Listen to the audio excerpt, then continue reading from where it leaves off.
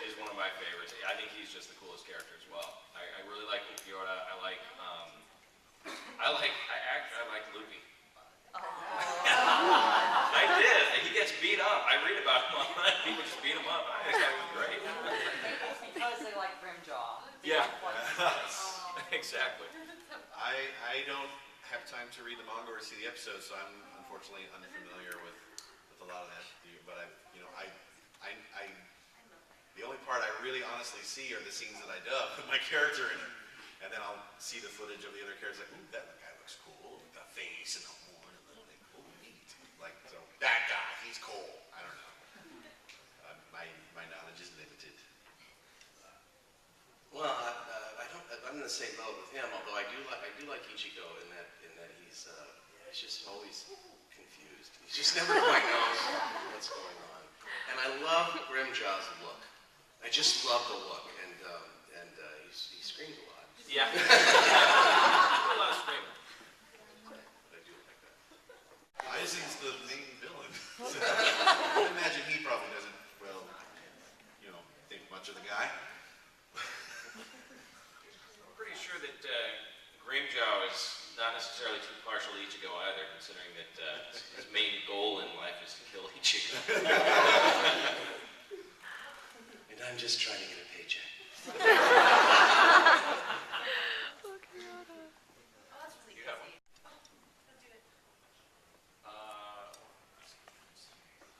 It's so tough. We sit there and we record all these lines, and then you come here and I can't remember a single one. Okay, I'll do my best. I'll do my best, Tony Oliver. I'll do my best. What are you doing, Grimjaw?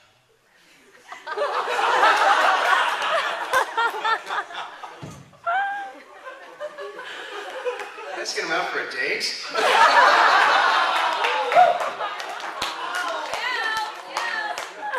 sounded more like, what are you wearing?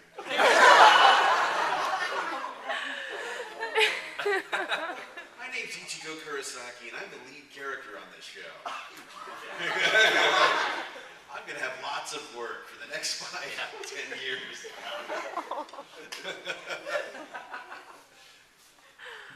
I don't even know where to go with that. I don't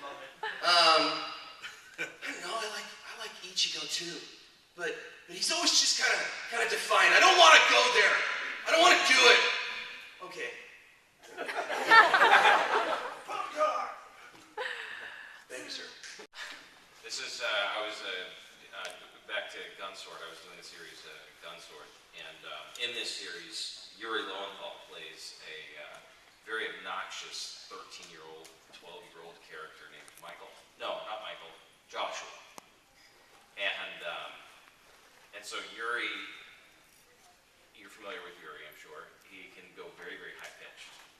And so, and this was my first time working with Liam O'Brien. And Liam was out in where the producers and directors are. And I just thought it would be funny to do my best Yuri Lowenthal impression. And so I was in the booth, and we were in between takes, and you'll recognize this from the show. But he says the voice is really obnoxious, and he goes, "Fun! Wait!" And so I started doing that in the booth, and Lee goes, "What the hell? Stop playing on the computer." He's like, "What the hell?" Totally messed him up. He was freaking out because he thought Yuri was in the room or something. I had a moment on Naruto where, we're all guilty of making double entendre meanings with the dialogue and laughing and pointing and all this, but this was a case where the actual line really was a double entendre. And it was like, oh no. Not in the context of the story, but we were just laughing because it had Kiba talking about his plan to take this other guy out. It's like, okay, we gotta sneak in and take him from behind with the all-fours jutsu. It's just cracking up, and Mary Elizabeth McGlynn's directing, and she goes, and this was the best single direction I've ever gotten. She goes, "Good luck." It took a few days. For me, it was there's a I don't remember was this call out that I had to do. And the director, Miss Christie, vanishes as she falls off her chair. And that's the way they want it said, and that's the way it is in the show. That's great. Yeah, we didn't get a lot done after that. If someone was to ask you what your salary as a voice actor is, how do you answer? Not enough. Yeah, not enough. Well, there's no salary because it's not a 9-to-5 job, unfortunately. It's freelance. It's per gig, and it just depends. I mean, you get the rates vary. They're all over the place. Look, for the voice actors who work regularly, it stems from barely survivable up to not bad. You don't get well off doing it. Unless you're on a main show. Unless you're on a huge show. Huge show, then you're rolling it. You're doing Warner Brothers animation or big movies, then you can do quite well. I know people who do quite well, but most of us do other things. I mean, David produces, Kyle directs and writes, I direct, write, produce, so all of us do other things as well. Doing an entertainment career requires you to really kind of have a basket full of skills and ready to use them anywhere. That way, it allows us the luxury to be able to not work steadily as actors. What he's going to do, and it's very cold and methodical and kind of Hannibal Lecter-ish, and very eerie, and it's like, this is intense. It's like, I can't. Ulquiorra has allergy, and he's trying to get her to eat something, and she won't. And it's a very cool scene. She's so defiant and yet not. And he's getting so frustrated and can't show it. And it's that little struggle back and forth, and she kind of kicks his ass verbally, and he has to take it. It's funny. Welcome to Taco Eyes, and may I take your order? Would you like the Espada nachos? Oh my god, that is so creepy. Everything in the, all the Spanish stuff in the show just makes me think of Mexican food.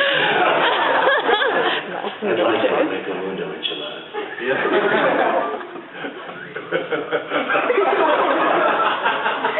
A burrito? That is so pathetic. I want a taco! Woo! Yeah. I don't want to fight you. I want to kill you. Yeah. We're at the 5-minute mark. Okay. On a scale of 1 to 10, how evil would you rate your characters and why? Grimjow gets a delicious 10 because he's totally evil. And in the best way. Isaac is over 9,000. Yeah. Probably over 10, actually. And he gets extra points because he's so pimp. He was kind of Clark Kent-like in the beginning, and then he lost the glasses and the hair back. Look at it, all the hair was doing. For the hair movement. It's almost like you should do Elvis, like, oh. Yeah, he's wild and cool. And Ulquiorra's about 9. Because he's really more self-loving than he is evil, and Grimjow kicks his ass. Oh yeah. Definitely. Can you do a TV show playing your character's voices? Do it.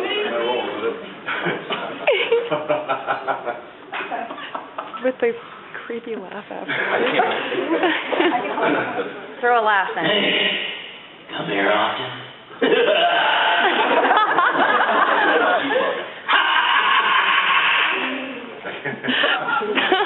Wow. Hey there. I love your makeup. You like mine? Would you care for some tea? Actually, some comedian once said that if you put the word ladies at the end of any sentence, it just sounds dirty. Let's go out for lunch. Ladies.